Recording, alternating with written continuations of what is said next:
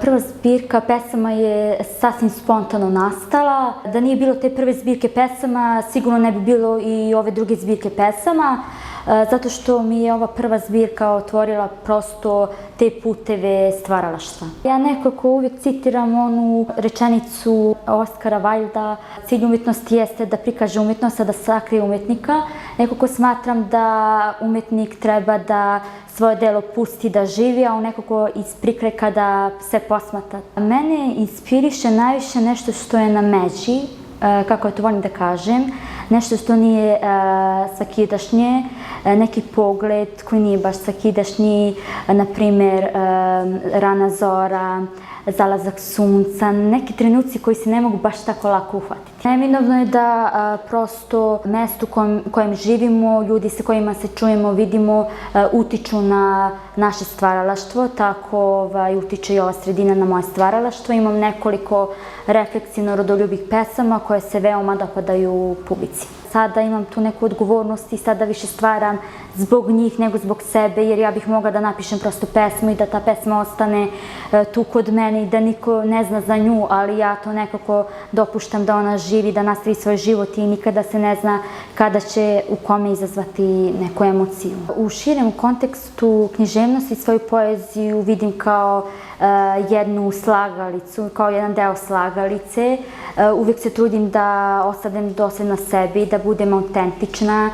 Volim sinkretizam, volim spajanje nekoliko vrsta umetnosti. Volim da probam nove načine, nove tehnike.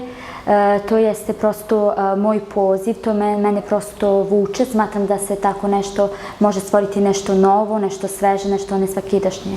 Što se tiče našeg grada, ovdje imamo zaista mnogo talentovanih ljudi, kako pesnika, tako i ljudi iz ostalih sfera umjetnosti.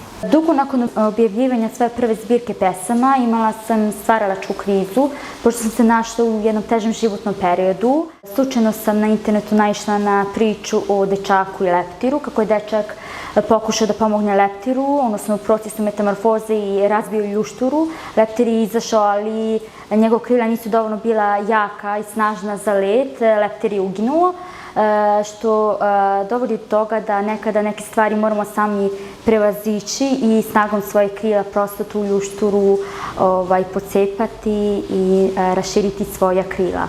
Otud mi inspiracija za nastanak ove druge zbirke pesama. Prva zbirka pesama, nažalost, nije imala svoju promociju, ali čini mi se da nije ni bilo neophodno, zato što je ona svakako doživjela svoj bum. Što se tiče druge zbirke pesama, planiram naravno da promocije širom Srbije i planiram da to bude nekako nesvakidašnje, da tu budu uključeni razni vizualno-auditivni elementi. Nova zbirka pesama imaće neku specifičnu strukturu. Prva pesma biće iz prve zbirke pesama Pustinja, biće neki vid svojevrsnog prologa, nakon toga sredi pesma Metamorfoza, a odmah nakon toga niz ljubavnih, refleksivnih, metafizičkih pesama i na kraju završit će se jednom lepim pesmom, ali nećemo sve otkrivati, naravno. Svoj pesnički stil bih opisala kao neki stvaralački pluralizam sa mnoštvo simbola koje dovode do emocionalnih, metafizičkih impresija, a što se tiče uzora, volim poeziju Branka Miljkovića, Darenke Jevrić, Matije Bečkovića, ima zaista dosta ovih pesnika. Nevena i ja smo nekako rešili ovog jula da sve naše ljubavi spojimo u jedno, ljubav prema knjizi, ljubav prema umetnosti, prema pisanoj reči. Tako su nastali Bukofanatici. Bukofanatici jesu jedno lepo mesto gde prosto želimo da okupimo sve ljubitelje knjiga, umetnosti i pisane reči. Pomolit ćeš se kada muk zaćuti, poklonit ćeš se gnevu što usud ljubi. Telo ti je oštro, niz stup se priklanja cvat, duž stabla bodeš do grla, na vrhu cvet.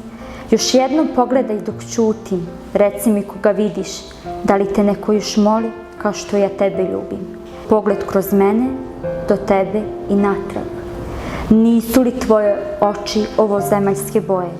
Opomena da vrisneš naglas. Vrisnuh u sebi, vrisnuh naglas, nasmejah se.